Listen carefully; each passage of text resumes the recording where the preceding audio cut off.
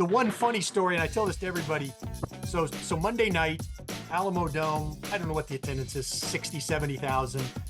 And yes, it's the age of the cell phone, but 04, there's still a lot of cameras with flashes. And my hand is covered. I'm sitting next to Paul. His hand is over his mouth and nose is covered. And Jim Nance, so he says something to me, Paul does, right before the jump ball. Well, jump ahead now. We lose the game. We go back. We're watching the game, pop in the VCR, right? The VHS and the VCR. And we're watching his suite in the hotel room. We're all down. And from the beginning, they show the bench, and Jim Nance is talking to Billy Packer, and he goes, yeah, Coach Hewitt giving asking for advice from trusted assistant Dean Keener. In the meantime, what Paul was saying to me, he goes, can you believe the two of us are in the national championship? He goes, a guy from Akron, Ohio, and Westbury, New York. It had nothing to do with the game, right? It was just, he goes, and the last thing he goes, his mouth is covered, his hands covered. He goes, and just watch all the flashes go off when they throw the jump ball up.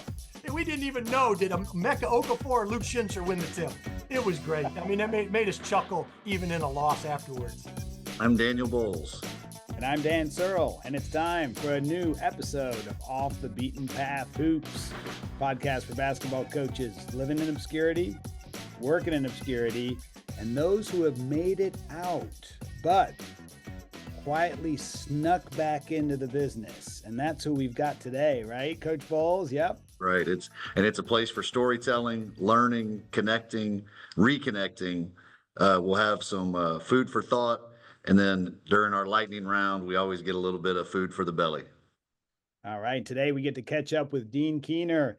Excited to hear, Dean, your long and winding path through college hoops and your newest initiatives with both TV and grassroots hoops. So, Coach Keener, welcome to the podcast. Well, thank you. Good to be with both you guys. Obviously, we've had a relationship for many years. Think the world of both you guys, and look forward to the time we can spend here just telling some stories. Basketball's played a huge part in my life. I know it has with you all. So a lot of fun here. Go back to the beginning. Start right there. Basketball's played a big part in your life. Where did it start? You're a Northern Ohio guy, an Akron area guy. Play all the way through when you were little, high school. What was the starts? When did you get hooked by this sport? Yeah, kind of birth to now. I'll do as quick as I can. It was, born and raised in Talmadge, Ohio. It is a suburb of Akron. And I like to tell people I was born in the same hospital as Steph Curry and LeBron James, Akron City Hospital. Steph's dad, Dell, was playing with the Cavs for a year, and so when he was born. And the Cavaliers were playing in Richfield, the Richfield Coliseum, which was actually closer to Akron than Cleveland at the time. And of course, LeBron, I mean, he is the most famous person out of Akron. So still have family there, deep roots. But, I caught the basketball bug. I really didn't play a lot of other sports growing up. Probably started playing around, maybe age 9 or 10, pretty seriously. Now, this was back in the late 70s, early 80s. I'm an old guy, so to speak. And it was really before travel basketball, AAU, grassroots, however you want to call it. And, I'll get to my five-star stories in a moment, but you kind of grew up going to camps. Not your 5-star rating? No, far from it, my friend. But had a good career, graduated from Talmadge High School, as the all-time leading scorer. Could never get him to the state tournament, but we really had some good teams there. Fortunate, I was recruited to Davidson College, and I think I found out very quickly there that basketball could be a big part of my life, but certainly not playing. Right, the Southern Conference at the time, really good with Marshall and Appalachian State. And some others. And so about my freshman year in college, I was like, boy, I love this game. It's been such a big part of growing up. And I had gone to the 5-star camp. Those that know basketball go back, gentleman by the name of Howard Garfinkel started these camps in the Pocono Mountains and then moved some to Coriopolis, Pennsylvania at Robert Morris College. I went there as a rising junior, rising senior, and then became a counselor in college. And that began my path toward networking, because at the time it was legal for college coaches to work those camps. And that was a real networking area for me. I'd work anywhere from 7 to 10 weeks of 5-star camp to get to know coaches. How about that? Hey, before you jump back to Davidson, let's go to Talmadge High School and playing hoops there and 5-star. Talk about both of those a little bit more. What was your go-to move in high school? Why did Davidson and Coach Hussey possibly come and recruit you there? Very good memory there, Mr. Searle. Bobby Hussey was my coach for 4 years. I always say I have one older brother, Jeff. He was really my first coach, and he was hard on me, but I wanted that. And then later on, my high school coach became really my first true basketball coach. Jim Maddox was a terrific player, had a cup of coffee with the LA Lakers back in the day. And he was the one who really taught me to shoot. And that was my go-to. That was my bread and butter. I was a really good outside shooter. I learned how to score in a variety of ways. In high school, this was before the 3-point line. And so, I think looking back many years later, and what I've tried to tell people, I wasn't as well-rounded as I should have been. Was I a good enough athlete and scorer to play at the Division I level? Yes. But when I got there, I had not worked on the other parts of my game, and that stunted my ability to get on the court. As an example, as a 6'2" guard, I could get by with being that guy that could shoot over people in high school, not so much in college. And when a team pressed us, my ball handling wasn't as good as it needed to be that second guard to transport the ball when they took our point guard out of the play. And that really put me on the bench. Okay. Well, and you also mentioned you never made the state tournament. Coach Bowles, myself, we coach here at high school in Georgia, and 4 teams out of each region go to the state tournament. We're in a 5-team region, so your odds are pretty high. How many teams, and what was the way to make the high school tournament for you in at Talmadge High School that you weren't able to? Was it small numbers at the time? No, it wasn't. In fact, just the opposite. And it's still this way today. Every school, well, at the time there were 3 classifications when I was in high school. I think there are now 4 or 5 in the state of Ohio, but everybody made the tournament, regardless of your record or your standing in your conference region. And then you would progress. You'd have to win 2 games to win your sectional tournament, 2 to win your district, 2 to win your regional, and then in state, the Final 4 in the championship game. So you had to win 8 to win a state championship in any of the 3 classifications. And we just, in between Akron and Canton and Akron and Cleveland, we were right in the middle of those 2. And there was a really good basketball. I had guys like Gary Grant was at Canton McKinley, and they were the same classification. Who played at Michigan? That's right. Yep. That's right. Played at Michigan. He had a teammate, Anthony Robinson, who had played at Bowling Green. And, there were guys like that, guys in Cleveland, and we just couldn't get by those teams to get out of the regionals, to even get to Columbus. And, those things stick with you. And I try to always, I instilled that I have a son who made it to the Final 4 a couple of years ago with Sequoia High School. You remember those days, whether you go on to play college or not. I think when you're close to your teammates in high school and you're like your coach or coaches, it's something that, at least for me, I've never forgot. There were really good times, but I always go back to that last loss, right? We were up, seems like yesterday. It was 1984. That's 40 years ago. And those darn Barberton Magics, we were up 13 at halftime and ended up losing to advance in the state tournament in my senior year. How about that?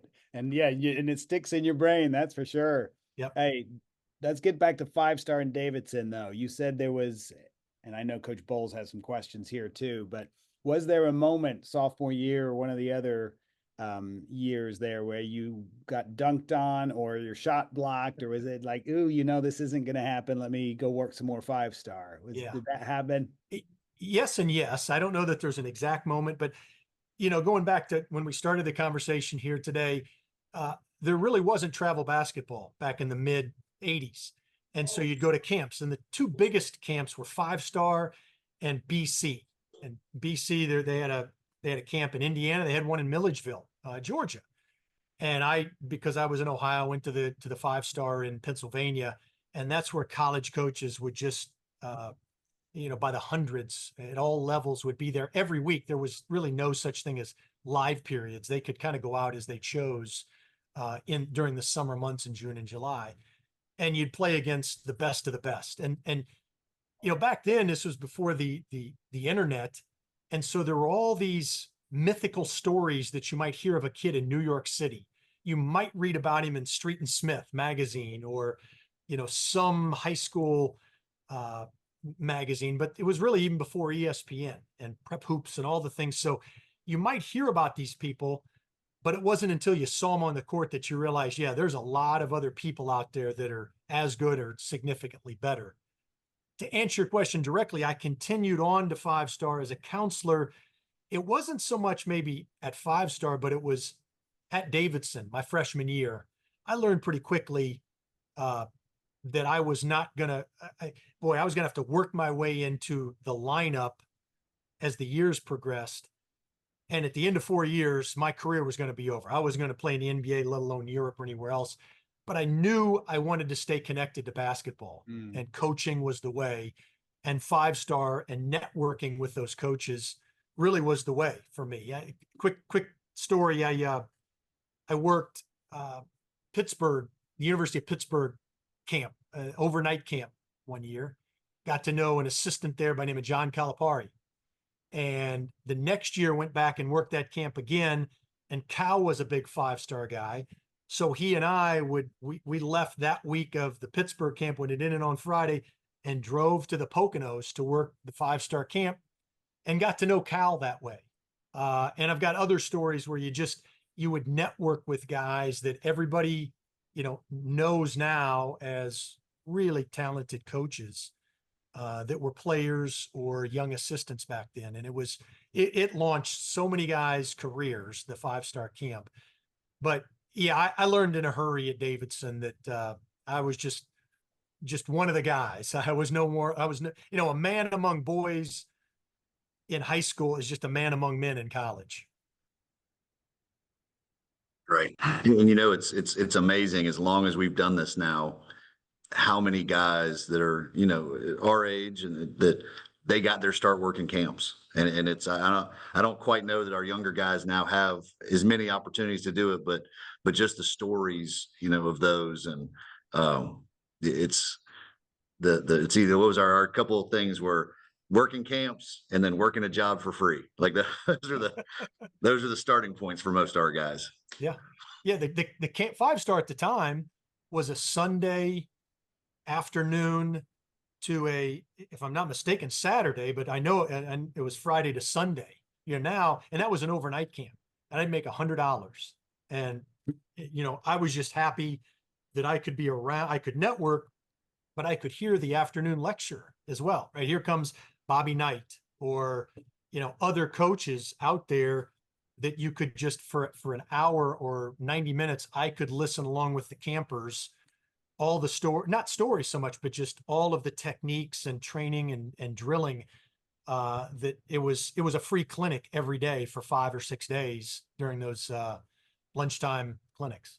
What's one of those best clinics that you remember that you still teach today? For me, it was working Clemson camp, and Rick Barnes and Dennis Felton was talking about post moves and posting up above the block piece of the paint. I still teach that. And that was 25 years ago when I heard that. Yeah, no, you're right. And Coach Bull's talking about young guys today, whether it's high school or college, assistants, or even head coaches, these camps and clinics aren't out there nearly as prevalent as they used to be.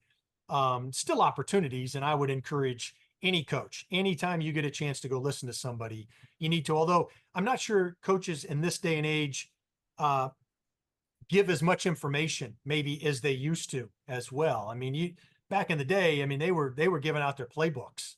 For me, unequivocally, it was Rick Pitino. He was at Boston University as the head coach, 20-something years old. And I remember going back after in my sophomore year at Davidson, I told all the guys, I said, this is the next one. He's not that much older than us. This guy is going to be the next, John Wooden of sort. And I probably tell that with a little more fondness because I was always his demonstrator, and mainly just because Garth said, "Hey, this kid Keener can shoot, so if you need somebody to help, But it was fun, and so during the 7 years, I guess I either went to 5-star as a player or coached. He went from BU to the assistant with the New York Knicks, and then to Providence. Mm-hmm. And we all know what happened in that 86-87 year. He took Billy Donovan, Pop Lewis, those guys to the Final Four, Providence, 1987. We could really, like, if we had a part 2 on this podcast, we could probably ask you 5-star questions forever here. Just hearing all these names and stuff, we love it. But I'm going to bounce us back to Davidson. And I know you've downplayed your career a little bit, but reading it, you played in the NCAA tournament, you're a team captain. You talk about those last couple of years of college as a team captain, you're probably already knowing that you're going to become a coach one day. Just talk about that experience and how that kind of pushed you into, hey, I am taking this step into coaching. Yeah. Yes, my sophomore year, we beat Tennessee Chattanooga in the Southern Conference Final. A guy by the name of Jerry Bourne from Ringgold, Georgia, hit a 25, 27-foot bomb. It was before the three-pointer, and we beat Chattanooga 42-40. And advanced. We ended up losing in the first round of Kentucky. They had Kenny Skywalker, Eddie Davender, and some others. They were good. And then I really didn't play much at all my freshman year. Played a little more as a sophomore. And then my junior year, I was able to, I guess, to break through into the lineup of sort. I don't recall, but I think I started 10 or 12 games. I was really the sixth man. It was a 3-guard rotation that we moved with. And I played with some really good ones. A guy by the name of Derek Rucker was in my class. His dad, Reggie Rucker, played for the Cleveland Browns and Dallas Cowboys as a wide receiver for many years in this late 70s and 80s. Derek had a terrific career later on in Australia. He's in the NBL, their Professional League Hall of Fame. So it was nice playing alongside of him and some other guys. But my junior year is when we broke through and we made it back to the conference tournament finals, and we lost in overtime to Marshall on a tip-in. Missed free throw and a missed free throw box out, not by me, but by a teammate, and a guy tipped it in at the buzzer. So a free throw box year, out, coach. Right. Oh, it's and so you talk about things you teach. I took that with me every step of the way. Even as an assistant, I wanted to teach whether you X'd in there or how, who took the shooter. It was that important, and to this day that stands with me. But yeah, we won it as a sophomore at the buzzer. We lose it. We lose the championship, and it was a 1-bid league in overtime on a missed free throw. Then my senior year was a good year. We weren't quite as good. I wasn't quite as good because they quite honestly, they tried to play me more at point. They wanted to move Derek Rucker off the ball. He ended up being a 1,500-point scorer, and they thought they tried to run him off screens. That, while it was good for him, it really wasn't good for us as a team. I just wasn't a natural point guard. And that goes back to what I was saying, is I just hadn't prepared for war and times of peace when I was growing up to be that point guard that I needed to be.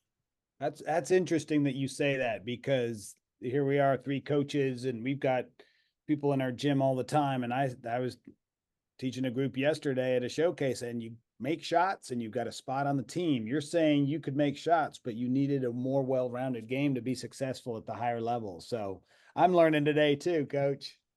Well, look, if you can master one trait, kind of the Kareem Abdul-Jabbar theory, there's going to be a spot for you at the high school level. But as you get whether it's from JV to varsity or varsity to college, you do have to have more of a well-rounded package. You don't have to be the best defender or the best ball handler, but you have to have the ability to do those in a pinch if you're going to play. Right. You mentioned Coach Hussey. You got a Coach Hussey story for us from your college years? Because we know he circles back into your life a little bit later also. Well, I know this. I know the flex offense inside and out. That's what we ran for 4 years. I can give you all kind of counters and go moves to the flex. He was a terrific tactician.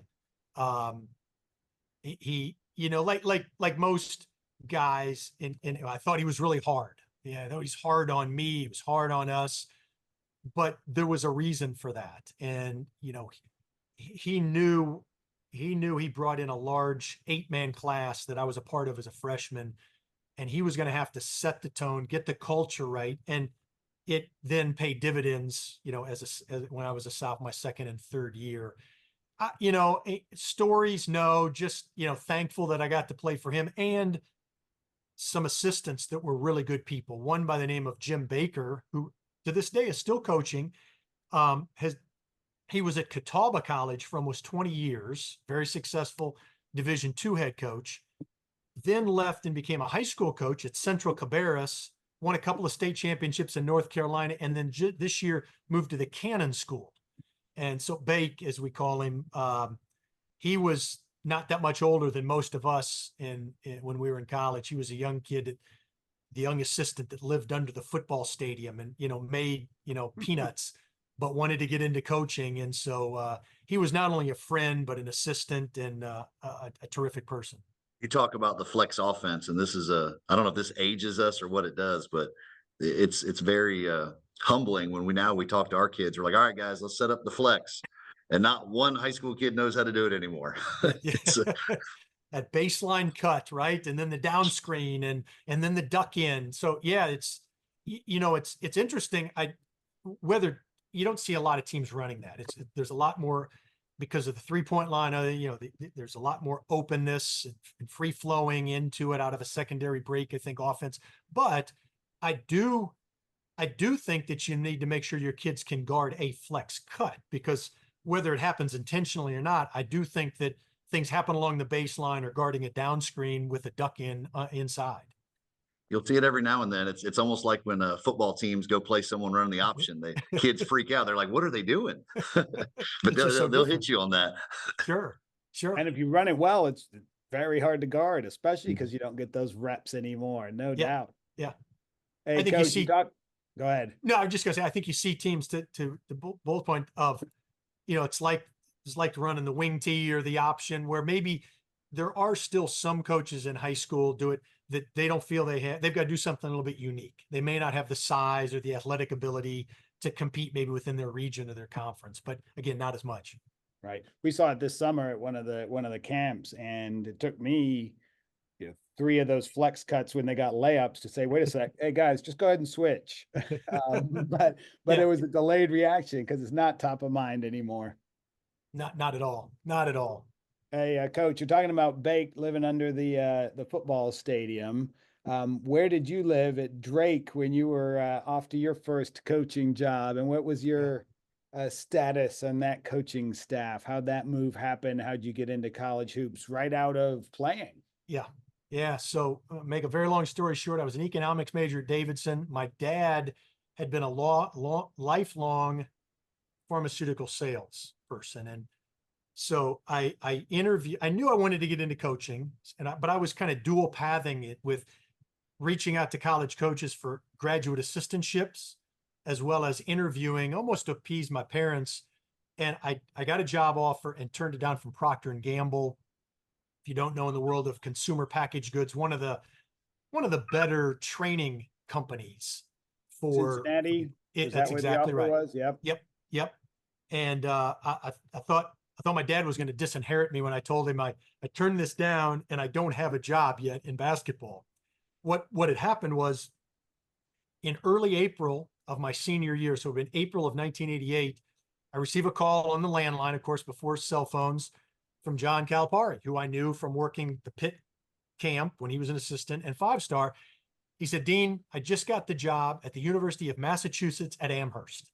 That's what he didn't call it, UMass. "And I want you to be my graduate assistant." I said, "Great, I'm in." He goes, "Well, call this guy, Lin Wong. He's the head of the School of Sport Management. cetera, et cetera. I did it the next day.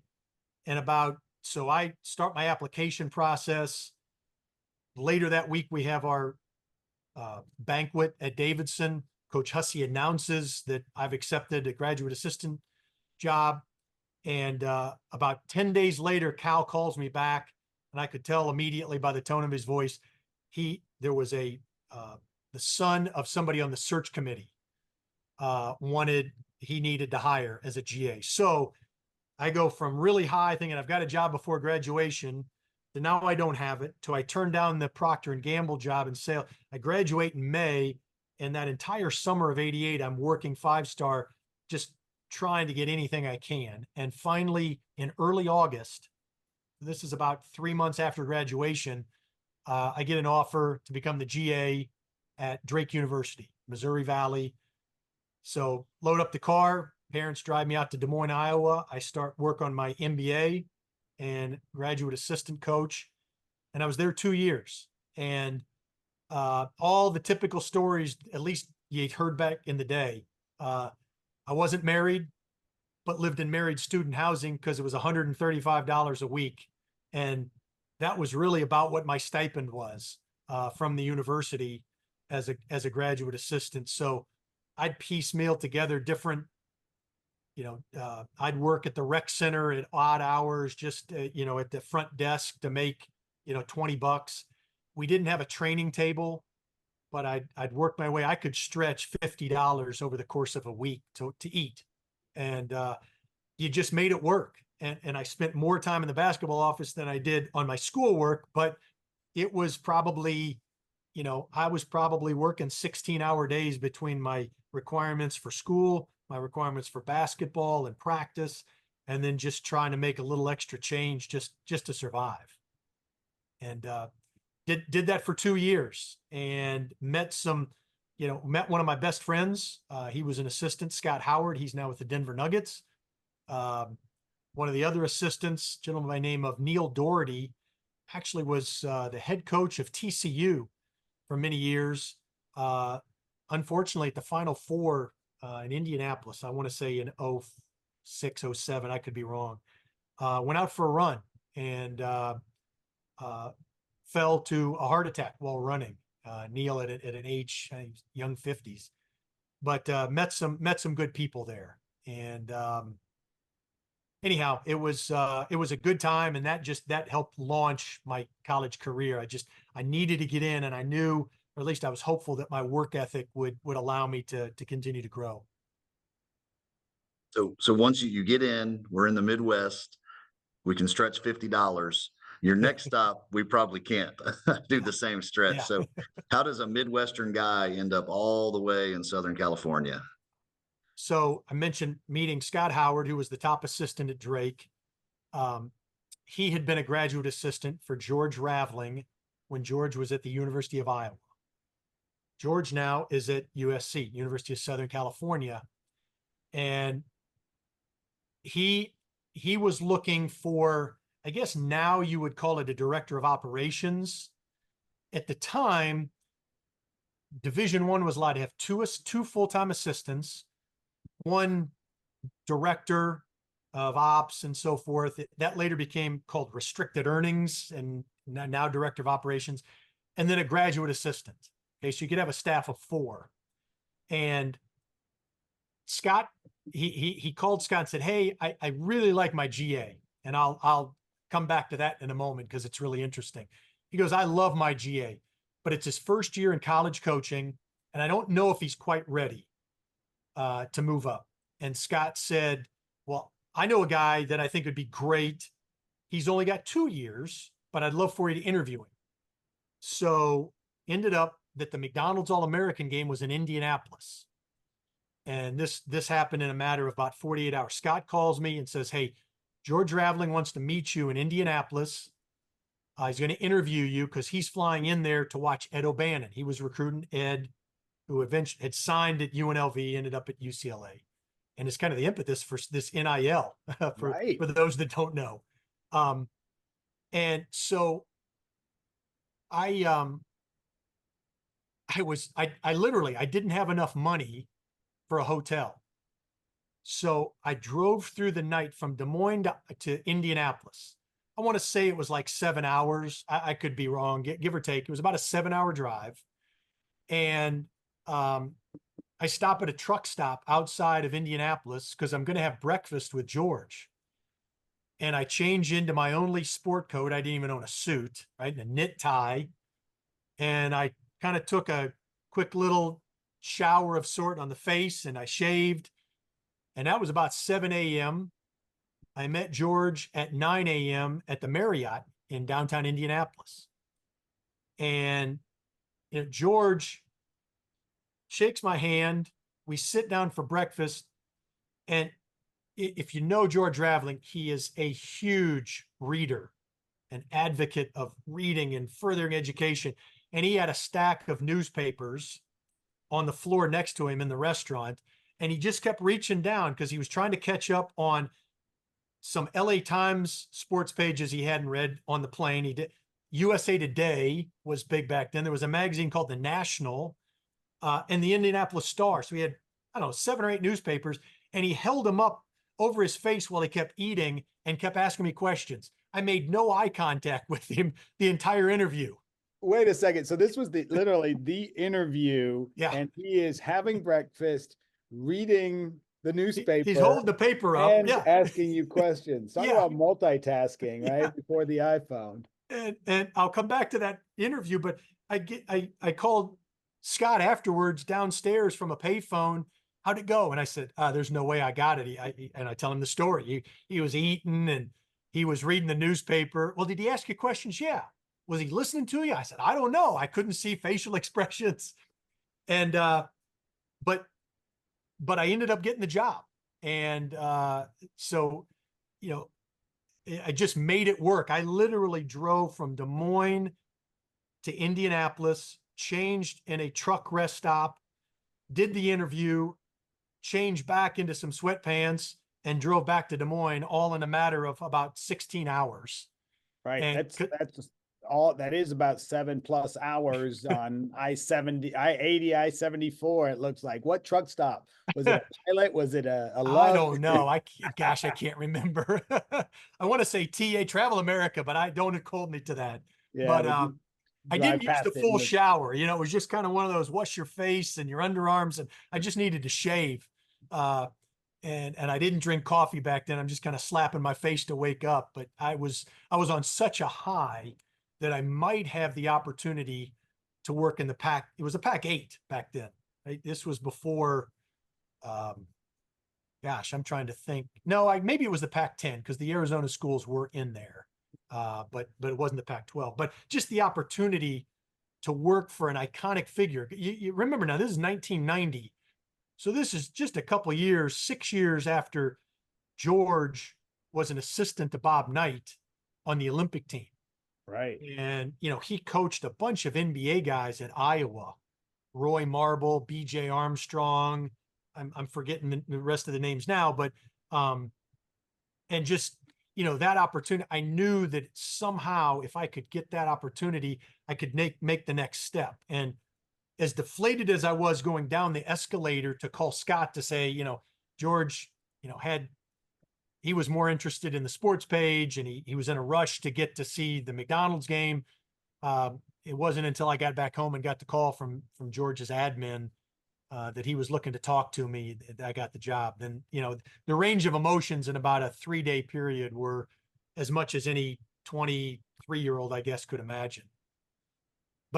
But now we get to move to LA, and I don't mind telling you now, look, there's inflation. I don't know what it is in inflationary terms today, but I made $16,000. That's what I was offered. And didn't know a soul moving out there. And so lived in a studio. It was 600 square feet. And I'm sure most of the listeners know, but a studio is basically one big room, right?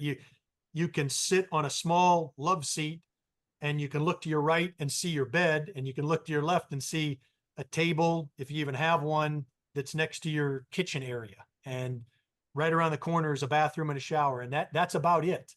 Now that's all I needed because I was going to work my tail off in front of George and all these other guys. So aside from the culture shock of the West Coast and all of that, what was it like basketball wise? You're going from, the Missouri Valley to the Pac-8, um, talented team when you got there.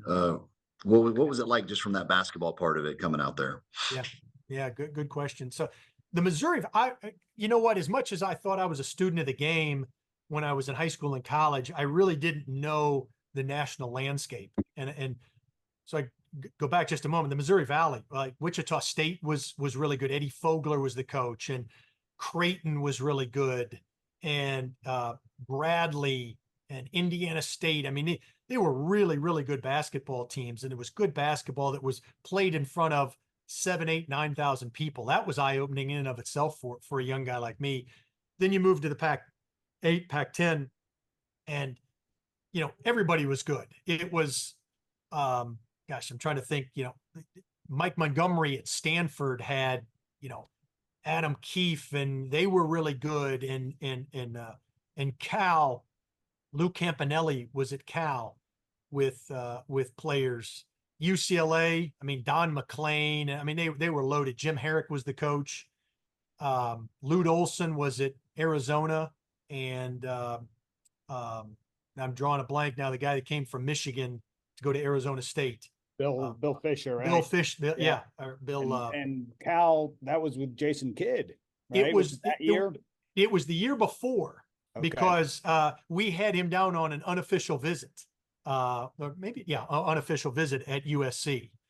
Gosh, I'm dating myself. We had Damon Stoudemire on an unofficial visit, and Tyus Edney, and we were looking for a point guard at the time. So all these guys in that area, but the basketball was fantastic.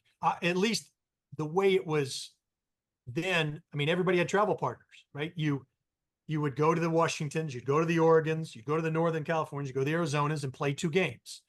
And then when you played your travel partner, USC playing UCLA, you would have an off, you might play them on a Thursday and be off Saturday. And it just and then the back end was just the opposite, you rotate. But high level, I think the best story I could tell you in the year that I was there, standing next to several of the assistants at USC. And one of them pokes me and says, "Hey, the warm-ups are going on. There's probably 12 minutes to go on the clock until the horn goes. And at that time, when the horn went off, then everyone went to their bench and they played a national anthem." Well, there was 11, 12 minutes. Brian Hamill pokes me in the side. He goes, "Hey, Dean, just see that chair over there? See that seat over there? And it's right across at half court." And I said, he goes, "Just wait till that seat gets filled." I'm like, okay, I'm 23 years old. I'm trying to we've already been through 10 or 12 non-conference games and a few conference games already. We've been up to Oregon State. And so I'm still giddy, right? And I'm like, I'm in Pauley Pavilion. Like there's Jim Herrick over there and Don McClain and some of these guys I've heard about, and the place is filling up. And the song girls from our cheerleaders are there, and UCLA. I mean, it's crazy.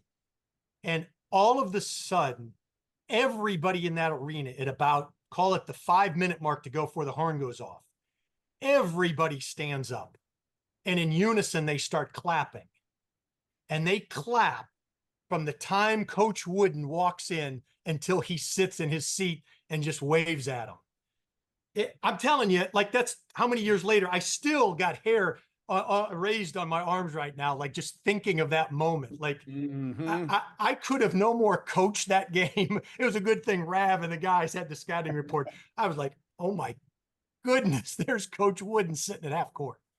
Crazy moment, unbelievable moment. How about that? And the whole place stands up and claps, right? Just out of respect, right? Yes. Yeah. It's I almost started clapping. In fact, every now and again, when if you know anything about Iowa football, they wave at the end of the first quarter. All the players and everybody, they wave to the kids in the children's hospital across the way. Yep.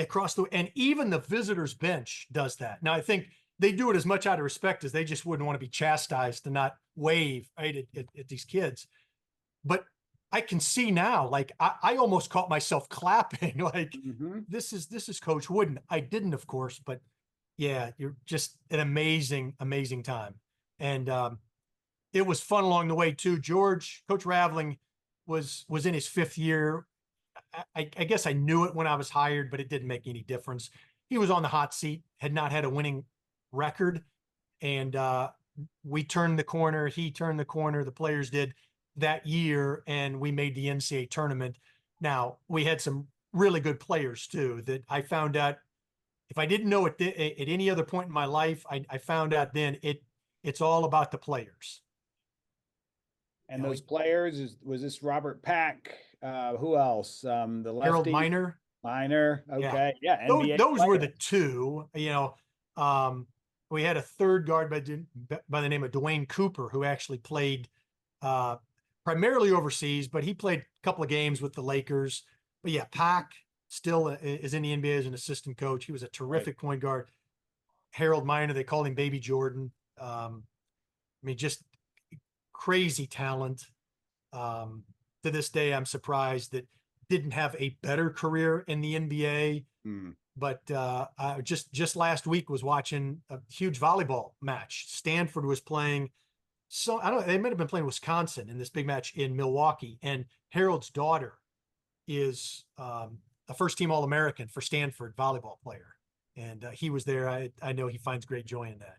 I bet. How about that? Hey, back to Wooden and that respect of the legend of college basketball coaching, but you also shared the bench with somebody who's a legend in basketball, and George Raveling. Tell us a story, a moment that he either taught you some stuff or you were able to see that bigger picture that he's so often talking about. Yep. Yeah. I mean, George taught me as much as any coach about life, but also about coaching. Right. And for him, he really understood how to coach players and how to coach teams. And I say that separately because he would always tell us in staff meetings, guys, I'm not going to treat players different, but you have to coach certain players differently. And while he would hold guys to the same standards, he would, Harold as an example, and no one really ever knew this, but he knew how to rest him in practice or around media timeouts. And maybe when he was resting him in practice, he was pushing the other guys a little bit more, but he knew, hey, I'm going to need Harold 37, 38 minutes tomorrow or, 48 hours from now. There were just things like that. But he also was a guy that he knew it was bigger than basketball and taught me and the coaches and the players at the same time, you've got to continually educate yourself. And he taught me the value of networking. I thought I knew it when I was a young kid working 5-star, but the art of networking was taken to a whole nother level by George. And then, everybody knows, he's a continual learner. Probably once every other week, he would have a book that he thought that I should read, that he would buy when he'd visit a bookstore. I mean, he's a guy that would go to a bookstore and it would be nothing for him to buy 20 or 25 books. If he bought 20 of them, 15 would be for friends. And just a very giving person. The biggest story about George, though, is his story of being a security guard at the March on Washington. And he played at Villanova. Take us there, because this is a story that, if you haven't heard it, is quite spectacular. How big and little the world is at the same time, and how the keeps going. Well said, Daniel. Yeah, he played at Villanova, and shortly afterward, it was a year or two out of college, he was working, and for some reason I can't place I want to say Howard White, but I'm not. But he had a teammate. And they were both 6'5", 6'6", and they determined that they were going to go to this march, and that was what was going to happen in Washington, D.C. in 2 days. So they drove from Philadelphia to D.C., and they were just the day before the speakers and the march on Washington, and they were walking around, and they got somewhat close to the stage, and a couple of men came up to them. They thought they were security, which they turned out to be, but they thought they were security that was going to tell them to move away. And they asked them their names and kind of just some quick questions. And they said, "Hey, would you be willing? We're expecting a lot more people than anybody expected, and we're going to need some additional security. We're not going to arm you with anything, but we just ask that maybe you can hold the rope, or, be at entrances and exits or whatever. Can you show up here tomorrow morning at an early hour?" I don't know, 6 or 7 in the morning. They both said, "Sure," still not knowing they would be that close to the stage. So they show up the day of, and this same group of gentlemen said, "Hey, we'd like for you to be up here, and we just want you to kind of keep an eye on things." And it was actually on the stage where the speakers were. Now, it was 8 or 9 people removed from the podium. So when you see actual video footage, you don't see George or his friend, but they're just off the view. And now to jump ahead, Dr. King gives his speech. He's walking off of the stage and getting ready to go down the stairs where George is positioned. And Coach Rav says, "Dr. King, may I have that speech?" And Dr. King, it's folded in half, and he hands it to him. And to this day, George will say, "I really don't know what possessed me to ask that, but I did. And I don't know what possessed him to hand it to me, but it just was just all, in a moment's time." And George said the first thing that struck him when they were headed back to Philadelphia, when he was studying it, it was typed, but nowhere in there were the words "I have a dream" at the top or in any of the paragraphs. That was not typed. It was handwritten out on the side. And so whether it was Dr. King or someone else had kind of brought that at the last moment. And so, yeah, to this day, George still owns it. When I worked for him during the 1990-91 basketball season, he had it at his home. To my knowledge, it's now at Villanova University. And I believe it's under heavy lock and guard, but it's in kind of a main lobby of one of the schools. And I'm not sure which one, but that's my understanding, that it's at Villanova University, but it's on loan from Coach Ravling.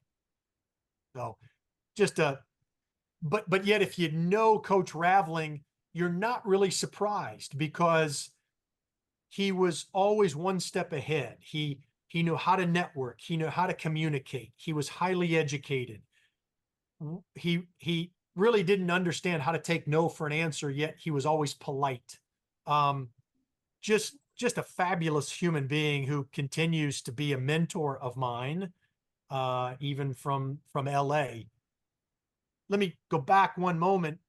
When I tell you I got the job over a young graduate assistant that George had told our common friend, "I don't know if this guy is ready. He's going to be a really good coach one day, but he needs a little bit more seasoning."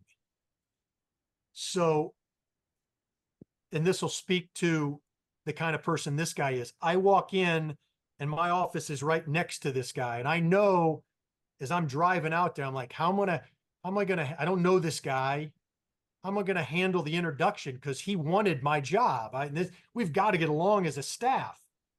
And literally, as I walk into my office, I make eye contact. Bowles, and the guy, who do you think it is? I don't know. Can we take a guess, Coach Keener? Sure if we're can. wrong. Our lives come back together later on.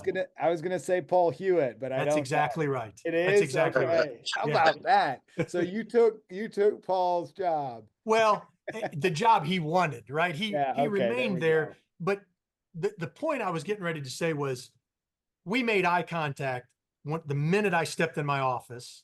He comes over, gives me a big bear hug, welcomes me. And before we make any small talk, he says, "Hey, Dean, I got 2 tickets to the Dodgers game tonight. Let's go." And he had gotten them. So, and we bonded immediately. Now, as a side note, those tickets, we kept walking down. They were right next to the guy who used to wear the Cuban hat and shot the radar gun. Like, we were literally right behind home plate for the Dodgers. But Paul had got these tickets from, I'm like, this is pretty good. I'm 23, I'm single, and I am at USC, baby. But it just speaks to volumes about Paul. He ended up that was April. So about July, 3 or 4 months later, he had the opportunity to get a full-time job. So he actually jumped that ops position at Fordham. And so we never worked a season together. We worked about 4 months together. Okay. And then, that's about 10 years passed. And then obviously later on, our paths come together again when he gets the Georgia Tech job. But yeah, Paul was that young assistant that George didn't want to elevate at the time, but certainly knew he had a lot of talent, and he was right. We definitely, we don't want to shortchange any of your spots. But like we just looked at, we're still in the early 90s. We've been going for a while and we're still here. But, I like that you talk about Paul there, because that kind of is going to get you here. So if you could just kind of I don't even want to say the short version, but just the path as you wind from USC back to the East Coast and back around until you end up at Georgia Tech, I guess. Yeah. No, and I can be quick, even though there's some jumps in there. So George, at the end of that year, came in and told the staff that he was going to be the president of the NABC, the National Basketball Coaches Association. And we all started kind of finding our own ways. Well, I find my way to Virginia Tech. Now, you laugh and you say, oh my gosh, now 24-year-old, moved from LA to Blacksburg, Virginia. But you know what? As they say, God has a plan. I met my wife there. And, 26 years later, she's the love of my life. She got her undergraduate and master's from Tech. But so made some moves between Tech and SMU and a year at James Madison. And then Paul gets the job at Georgia Tech, and he calls and he said, hey, I'd like for you to come be my assistant. And my gosh, that was a thrill. And 4 terrific years. We took over for an icon in Bobby Crimmins and what he had done at Georgia Tech. And I remember during our first year, Paul said, I'm going to get the court named Crimmins Court. And that was 100% a Paul Hewitt thing, to have that named Crimmins Court, and deservedly so. But we took over, we inherited some good players, Alvin Jones, Tony Akins, John Babel, Sean Fine, and we were able to get to the NCAA tournament in year 1, fell back just a game under 500 in year 2. Then year 3, we have Chris Bosh and Jared Jack, and people are expecting the world, and we go to the NIT, and by all accounts, we underachieve, right? With, the 4th pick in the NBA draft and Chris Bosh, and then Ed Nelson, who had been a freshman of the year, he transfers, and we go from, we're thinking year 1 was great. We'll be okay. We've got some freshmen. Year 2, year 3, we're now all of a sudden we lose Bosh, we lose Ed Nelson. What's going to happen to us?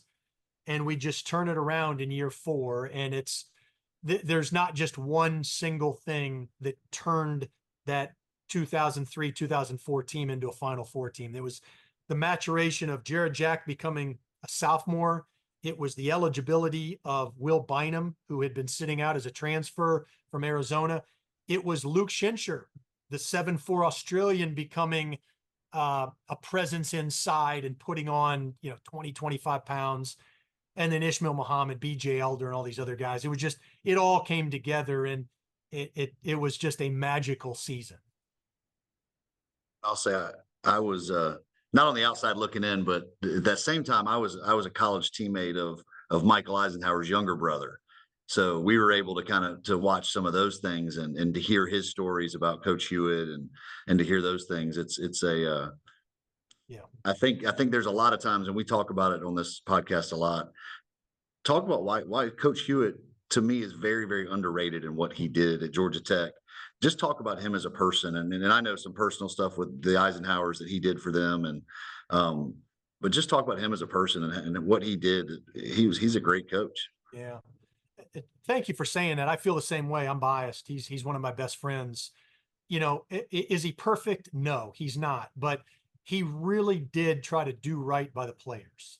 And, Michael Eisenhower is a prime example. There was a time where there was a radio station in Atlanta that started talking about Luke Schenscher. He's not the answer. He's whatever words they were using. And Paul called in and said, "I'll have none of this. You can pick on me, but you can't pick on these players, etc." He really was about the, and some of that came from the training from George Raveling. It's about the players and treating them right. I think he's underrated as a coach. I think his quote lifetime contract is one of the things that started to get him in trouble at Georgia Tech. And it, right or wrong, nowadays you see contracts that aren't even close to that, right? But back then, he was really hot. He got that contract on the heels of the Final Four. He had conversation with the New York Knicks and others, and they wanted to lock him up. And so the contract was every year, as long as Tech was not on probation, et cetera, it would be rolled over and he'd have 5 years. And I think people, at least on the outside that were Tech alumni or boosters, felt like, man, our hands are tied. And when a bad year came along and it still got rolled over, it just didn't feel right to them. And I can understand that, but nevertheless, 5 NCAA tournaments in 11 years at the helm. I think they would take that now. Couple of NITs, 14 or 15 NBA players. By all accounts, doing it the right way. I think Paul is a little bit underrated, but he's a giant in my eyes, and I'll forever be grateful he gave me the opportunity to be an assistant in the ACC and kind of sit next to him during a magical ride to San Antonio in 2004. We'll talk about that magical ride. You coached on Monday night, the dream of every college coach at the NCAA D1 level. How was that? How was that San Antonio weekend and Monday night? It ends up being a loss, but wow, what a run. It starts gathering steam, right? You go and you win the first and second round. Now you're in the Sweet 16. You win that Sweet 16 and you're like, oh my gosh, we're in the Elite Eight. If we win this, we beat Kansas in St. Louis, which in essence was a home game for them.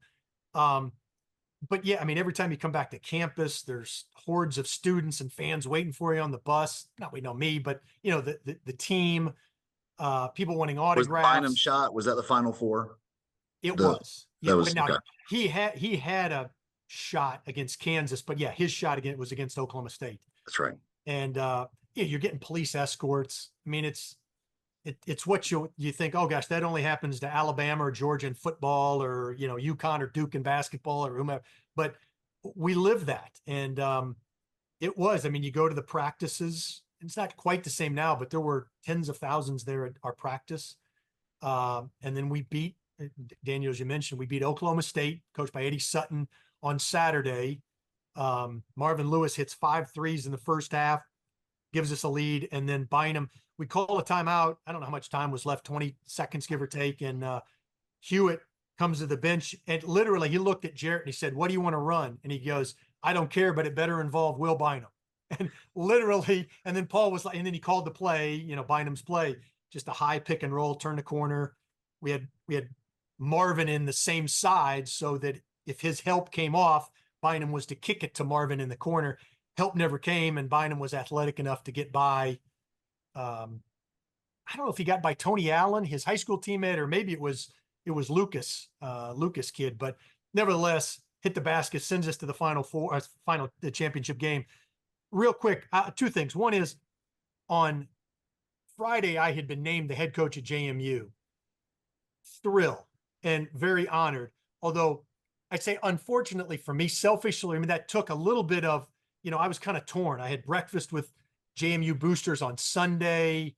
I wasn't in our coaches meeting until later to get ready for the UConn scout. Again, nothing against JMU. It was just, I was kind of serving 2 masters, so to speak, during that weekend. But the one funny story, and I tell this to everybody. So Monday night, Alamo Dome. I don't know what the attendance is, 60, 70,000. And yes, it's still it's the age of the cell phone, but '04, there's still a lot of cameras with flashes. And my hand is covered. I'm sitting next to Paul. His hand is over his mouth and nose is covered. And Jim Nance, so he says something to me, Paul does, right before the jump ball. Well, jump ahead now. We lose the game. We go back. We're watching the game, pop in the VCR, right? The VHS and the VCR. And we're watching his suite in the hotel room. We're all down.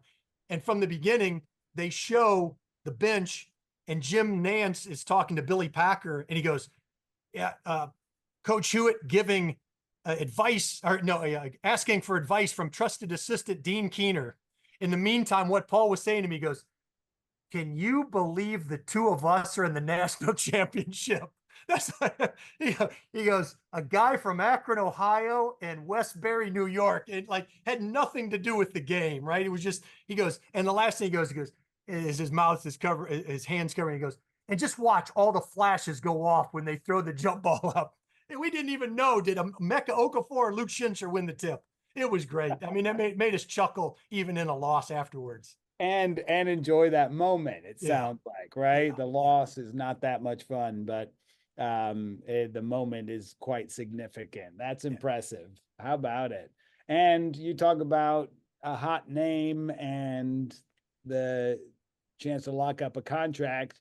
Well, here you are making that run with Georgia Tech, and that leads to the JMU opportunity.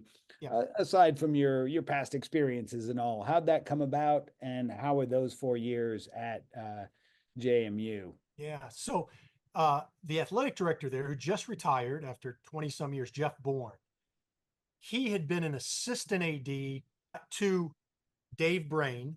So now Dave Brain was the AD at Virginia Tech, then came to Georgia Tech. Okay.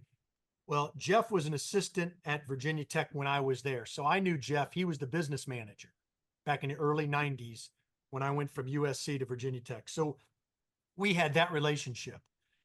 Then, now jump ahead, I'm an assistant on a Final Four team, and the AD is Dave Brain, Jeff's old boss. So it kind of all was the perfect storm where I knew the AD. My current AD, at Georgia Tech was kind of helping make that call and said, yeah, you really should consider Dean. And I interviewed 3 times, twice in person, first by phone and by a search firm, and then 2 times in person, got the job. And like I said, accepted on Friday before the national semifinals in San Antonio. We flew home on Tuesday from San Antonio. I remember going to bed telling my wife, and I think I was just sleep deprived, and I'm not a crier, but I started crying as I lay in bed. I'm like, because I had a 4 a.m. wake up. I had a 6 a.m. flight up to Harrisonburg. And I said, I'm going to call him. I need to stay here. I need to see this through. I think we can win the national championship next year if we have everybody come back. This was obviously, in a different day and age. And, but that said, I didn't. I got up, I took the flight, took the job, went to the press conference, and look, everything was there. I can't talk any ill will about JMU. Jeff Bourne, a terrific administrator, and he had great assistants. We got better every year. Unfortunately, we just didn't win enough. And it was, as I was telling you guys earlier, like every coach, especially those that get let go, have a story. Oh, woe is me. I had a change in administration, or this didn't happen they overpromised. The reality is we just didn't win, right? It's a results-oriented business. We didn't win enough. It was at a time when the league was really, really good, right? My second year, George Mason went to the Final Four with Jim Larinaga. And, Anthony Grant and Jeff Capel, Shaka Smart were all at VCU. I mean, even some of the teams that that weren't that good, Northeastern, middle of the road in that league, they had a guy, Jose Juan Barea, that played for 12 years in the NBA with the Dallas Mavericks. So it was just a tough road, tough sledding. As we got better, it just wasn't good enough. But great school. I'm glad they had tremendous success last year under Mark Byington, the new coach at Vanderbilt. I mean, they had a great year and actually won a game in the NCAA tournament, beat Wisconsin. So I really, you know, it was a good time. It's obviously tough to lose or lose your job. But I just made the decision at that time, uh, that I was going to move out. Now, so many of my friends in high school and college, we go back to, earlier in the conversation of the energy and effort that I spent 8, 10, 11 weeks, of the summer were spent at camps making next to nothing, but I'm taking notes. So I knew what offense I was going to run when I became an assistant or head coach, and listening to all these lectures at 5 Star and whatnot and networking. To this day, they can't believe that I got out of basketball, but I had a good run, and it wasn't as though I was mad at the profession. It was just time. And because of the energy that I had spent, particularly that last year at JMU, 200, I think I counted like 208 days were spent in a hotel bed, whether it was recruiting, games at that level in the off season, you're doing a ton of recruiting, but you're also kind of singing for your supper yacht fundraising. If it's not just specific for the men's basketball program, it's for the athletic department. I just didn't have the relationship with my wife and my very young kids at the time, and I don't regret anything. But now we kind of, as you transition, we almost go full circle. And I know that, I don't know how you started in announcing, but I know now with your relationship with the Southern Conference, it's almost a full circle. Davidson playing to now moving into that. So talk about just that move into announcing and being on the other side of the microphone, and what that was like. Yeah. The first year, so my college roommate, I've got to tell this story because I think for coaches that have been in or out of the business can relate. He calls me the day before school. So now we've moved from Harrisonburg, Virginia to Atlanta, and I'm working in corporate search now with a friend. And he says, "Hey, what time are your kids going to get on the bus tomorrow?" And I said, "Why?" Just tell me when. I said, "About 7:15. They were both in elementary at the time. So the next day comes, they get on the bus. He calls me on my cell about 7:20, 7:30. He goes, "Hey, what's it feel like to be a Fig?" And I said, what the heck are you talking about? He goes, "A formerly important guy." And it was a really eye-opening moment because he said, "I'll bet you he's kind of a guy that can bust your chops, but he's my best friend." And what he meant by that was, "Hey, look, you're going to go to the bus stop now, or you're going to go to your kids' class, athletic or performing arts events, and no one's going to ask you anymore, 'Hey, how's your recruiting going? What's the season going to be like?'" And it was like, that was eye-opening because I had thought my life was all about coach. That's who I was. And you find out it's bigger than that. Yes, I will always think of myself as a coach, and I try to coach or mentor young people, but there's so much more to life than that, whether it's being a dad, a husband, a friend, etc. And I thought that was a really eye-opening moment. But I tell you that because the first year was not that difficult. I was kind of just ready to be out. But it was the second year that I really started to miss it. And did I make the right decision by not trying to stay in this as an assistant? And that's when I tried to get into broadcasting. And I knocked on every door that I possibly could, whether it was for radio, whether TV, regional, local, and nothing. I didn't have a winning record. I wasn't a head coach. I didn't play in the NBA. I didn't have any of those kind of prerequisites. And one day in 2011, I get a call from a guy that says, "Hey, I didn't play for Bob McKillop. And I never told Bob McKillop that I wanted to get into broadcasting." Maybe he heard that back channel, but he said, "I just spoke to Bob McKillop. We're getting ready to put a regional package together for Southern Conference games. Would you have an interest?" I said, "Absolutely." And so came to a studio, did a demo, and got the job, and really started doing it in the 2011, 2012. This will be my 14th season of doing it, but has had its ebbs and flows, but the last 2 years have been the best. And my primary responsibility is the Southern Conference. I'll do occasional outlying games, but I have a lot of fun with it, and it keeps me close to the game. Whether it's seeing an official that I used to not like and now I do like, or worse yet, I'm getting old enough now, their sons are officiating. Or being reconnected with ex-players or former coaches, or, it's things like this that are invaluable. That's what I miss about coaching, right? Those moments with friends and colleagues and players in a locker room, or after a big win, or, on a bus ride or a plane ride. That's what makes coaching really fun. About that. I love it. All right. Hey, one more question on Southern Conference and TV. What is, of all the spots you've been in these recent years, what's the best place to call a game because of the level of basketball, because of the crowd atmosphere? What's one of those headset on memories that you've got?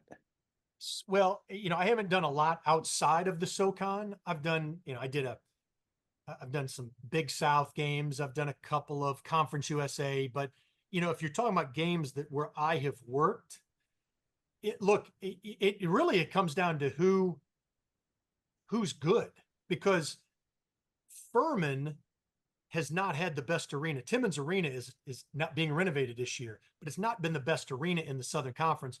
But when they've been good with Jalen Slauson and Mike Bothwell, like, that place is full. Same several years ago when Wofford first opened the Richardson Indoor Stadium. That was transformational. That's a beautiful arena if you haven't been there. And they had Fletcher McGee and Storm Murphy, Kevy Aluma, who also transferred to Virginia Tech. Like, when they were good and that place was full with 3,500, that was incredible. Same with ETSU when Steve Forbes had it going. So there's a lot of good places in the Southern Conference. It's just a matter of really who has the best team, because they're all good fan bases outside of maybe one or two. Now, if you want to know where are the toughest places to play, period, boy, there's a lot of good ones. I mean, Duke ranks up there. Kansas is really good. I'll tell you what's sneaky good, and I think more people might find out now that he's there, is Arkansas. That's a really, really difficult place to play when the fans are there. And I think now that Cal is there, they'll get some more national media and attention. I bet. And Bowles, it sounds like he's already started the lightning round without us, right? Sorry. We're going to hit the lightning round here, and okay. we're going to get some Lake Point stuff here in a minute too. But I think for all of the people that see you and know you as the guy that runs Lake Point, I bet a lot of them didn't realize this path of coaching, that where you've been and what you've done in our sport. So lightning round, quick answers, little shot clock. I'm gonna go the opposite direction of what you were just talking about. I want to know, in your years, and you've been some big places, what's the worst place you've ever played? Could be facilities, could be crowd. What's the worst place you've ever played? Yeah. Tulane, unequivocally. Now, I don't know if it's changed. They're in the same arena, but now it's more commonplace. But when I was an assistant in the 90s at Virginia Tech, they served beer, but they also had the students right behind. And I mean, it's I don't think it holds 3,000, Devlin Arena. And their students are right behind you, and many of them are drinking. And I mean, it was borderline dangerous. It was a huge home court for the Green Wave, but as a young assistant, I wanted to take my sport coat off and fight those guys. It was really a dangerous environment. I'm sure it's much better now, 25 years later. We've had a bunch of NAI guys on here. We've heard a lot of the same ones. I like that. So my next one's more positive, but you've had so many spots. I'm going to make you pick two, and all of your coaching spots. This is our food for the belly part. What are the two best places to eat when you were at the office and wanted to go out for lunch? And I'm making you picks. I know there's about 8 or 9 spots, but what's the two favorite spots? Tell us what city and what restaurant it is that you love. Wow, boy, that's a good one. This probably wouldn't be in the top 2, but I'll give it to you quick. If you're in Blacksburg, you got to eat wings at PK's. But in terms of places I've been, the Trojan Barrel is a great lunch place in across from the USC campus. And I spent some time at SMU, and there's a bunch of good restaurants. Hard to find bad barbecue in Dallas. Gosh, I don't know that I could come up with one. Gosh. Yeah, I would just say barbecue in anywhere in Dallas. I may have to come back to you on if I can think of a I was place. gonna say, did you have a go-to spot when you guys were at Georgia Tech that you and Coach Hewitt, would you guys hit up for lunch? No, but believe it or not, because we could eat at the training table.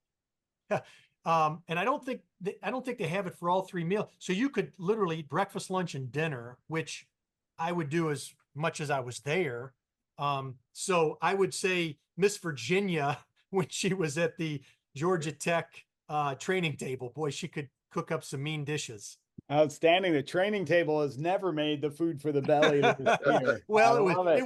it was free, right? Oh, And no, I easy. don't mind saying this, right? I went to Georgia Tech. Now this was 2000. So again, you got to account for inflation. But I went there making $67,000. Again, 25 years, but I would guess that the assistants there now are probably in the 300s. Right. I mean, it's changed. Sometimes my wife is like, why didn't you stay in this thing? But my point to that is that like it was, my wife wasn't working. We were just starting a family. And so to save, at the time, $7-8 for a lunch or 10 or $11 for a dinner at the time was really kind of big. And I'm not normally a cheap guy. Yeah, no joke though. And shout out Miss Virginia at the Georgia Tech training table. I love it. All right, let's talk you currently. What's your current position? What's your role? Yeah, so I've been at Lake Point. Next week will be 9 years, and it's been fantastic, right? We've been through some ebbs and flows, ups and downs. We finally got some good wind beneath our sails. Yeah, and as Coach Bowles was saying earlier, I think when people they see me, especially in the basketball world, oh, that's the guy, meaning me, that runs Lake Point. And look, it is a really big team here. Well, it's not a big team, but there's a team that makes this work. Our president and CEO, Mark O'Brien, has really added structure and business acumen, and we've had some good bounces along the way, but he oversees this team. But myself, along with our guest experience, our operations and facilities team, we're running 4 venues: the Champion Center, which is indoor basketball, volleyball, cheerleading, wrestling, etc. Baseball, then Publix Field, which is 3 turf fields, think soccer, lacrosse, 7-on-7, and then we have a beach sand volleyball pavilion. I help the programming for 3 of those. So I'm in charge of making sure that the Champion Center, the beach volleyball, and then our outdoor turf fields are full from a sales perspective. Baseball is run by itself. So I wake up every day thinking, are we going to get this basketball event back? Are we going to get this cheerleading event back, et cetera? And we've had good retention, but the competition continues to increase nationally with these events popping, or these venues, I should say, popping up. We're just lucky that we've got a good staff, and we've got 12 basketball courts, and we're in Atlanta, which helps as well. Didn't realize you were in charge of the other 2 facilities too for booking that. That's pretty impressive. But let's stay with the basketball. And yes, you've done a good job of getting in the big events. Grassroots basketball, probably know the way you have to answer this, but is it going downhill? Is it staying level? Or when you've got EYBLs and Under Armour's coming in there, it's on the way up? Yeah. That's a really good question. I would answer it this way. Look, there's a place for travel basketball. I really believe that. And it's like any endeavor, there's going to be some really good people in this business and really bad. There tends to be a few more bad ones maybe in that world. I think if you're a parent, if you don't know that world and you have a son or a daughter, you need to seek out the right advice to find the right program and right coach, because I think you can really help your son or daughter when they're with the right people, from a training, a coaching, an off the court perspective. To specifically answer your question, I actually thought that it was slightly headed in the right direction, but now I don't think the NIL, or more importantly, the transfer portal, has helped that mindset, right? Like now these kids continue more than ever. There was always kids moving among travel teams. I'm not getting playing time, I'm going to move. But I think they see it more than ever with the transfer portal. And so it's just justified in their minds that that's a way of life, that it's okay to do that. And they're not held to any accountability or any standards. So some of this with the transfer portal, it's an unintended negative consequence toward travel basketball. It trickles down. How about Yep. that? Yes, that's true. That's a good point. All right, Coach Raveling, avid reader, would hand out books. What book are you handing out these days? Boy, my wife would kill me because she is an avid reader. I'm not as much. Hey, he admits it. I was going to give you the out there. We could talk podcasts if you're listening to some of those. No, and I do like that. I want to make sure. Currently, the anxious generation, how the great rewiring of our children is causing mental illness and other problems. It was recommended to me by a friend who is an athletic director at a Division I school, and highly recommended it. So I'm anxious to dig in. We're both here sitting in school systems Yeah. and working with kids, and maybe we'll put it on our reading list too, Coach. Thank you. Yep. Thank you. Networking question. You said from the beginning of our conversation, so important. Is it more important to be networked with, you're sharing a office space with Paul Hewitt, who ends up giving you the job, or is it more important to be networked with the athletic directors who end up giving you the job? That's a great question. I'd probably hedge that question and say both. Look, it's that old adage, sometimes it's not always what you know, but it's who you know. And the art of networking, not in a disingenuous way, I think it's really important. But I think the more coaches you know, regardless of your sport, but also those in charge of hiring, right? It can only help you. And cast your net wide as you're a young person, but don't ever stop networking. And I don't, last thing I'll say is I've got to jump here is networking is important, but I don't ever think you're too old to be a mentor or be on the other side and be a mentee. Great advice right there. All right, Coach Bowles, time to wrap it up here with Dean Keener. All right, I know that was kind of a final thought, but are there any last things you want to any thank yous or anybody you want to recognize or anything? I know we've probably mentioned hundreds of names in this, but just a quick chance for you to. Well, thank you guys for what you're doing here. I think that's neat to be able to share experiences like this. And if somebody can pick up a nugget along the way in each of your podcasts, they're going to be better for it. I know I am. Now, I mean, where do I start, right? I mean, from a professional standpoint, it's all the coaches that I've worked for. They've helped shape my life, athletic directors, but even now, right, at Lake Point, I'm grateful to all those people that this has helped scratch my itch, much like the broadcasting piece has. Being in this environment has helped me also see high school coaches like yourself, ex-college friends, officials during their camps. I'm in a good place. I don't know that I could ever go back to the college scene right now. All right. Well, thanks, Coach. Appreciate that. And as those who listen regularly know, this is a podcast for those who want to coach, those who used to coach, those who are coaches, those who follow coaches, those who, and we've referenced them, those who hire and fire coaches. And today it was a long visit with Dean Keener and his winding road through hoops. Currently landed at Lake Point and on TV. So Coach Keener, thanks so much for sharing, telling stories and being here with us, man. Thank you guys. Really appreciate it. Look forward to seeing you both soon.